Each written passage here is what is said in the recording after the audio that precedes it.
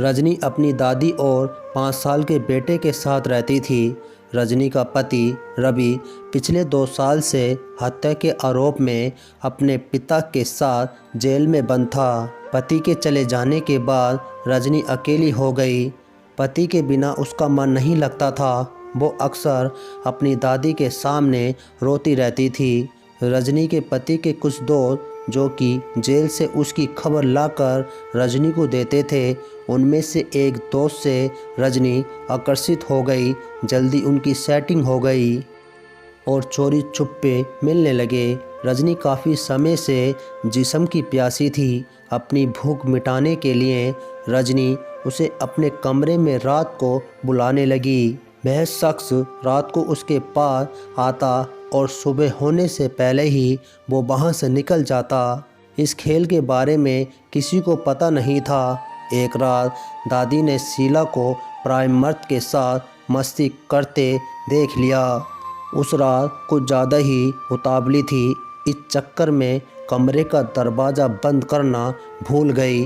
रात के समय दादी की नींद खुली तो उनको रजनी के कमरे से कुछ आवाज़ें सुनाई दी। वो धीरे से रजनी के कमरे के पास पहुंची। अंदर का नज़ारा देखकर दादी के होश उड़ गए। वो कमरे में गई और दोनों को खूब खरी खोटी सुनाई। वह शख्स बिना कुछ किए बोले बिना भाग गया। लेकिन उस दिन से रजनी घर में कैद होकर रह गई। उसकी दादी उस पर निगरानी करने लगी।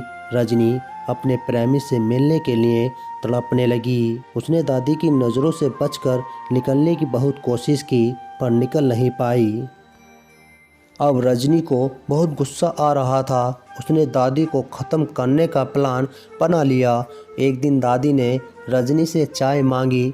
रजनी ने चाय में ढेर सारी नींद की गोलियां मिलाकर अपनी दादी को पिला दी। चाय पीने के कुछ समय बाद ही दादी को नींद आने लगी।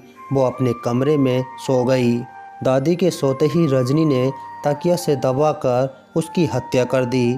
दादी की हत्या के बाद उसने अपने कमरे का सामान इस तरह से बिखेर दिया ताकि मामला लूटपाट का लगे। लगभग 12 बजे के आसपास रजनी चिल्लाकर कहने लगी कि लूट गई, मैं बर्बाद हो गई।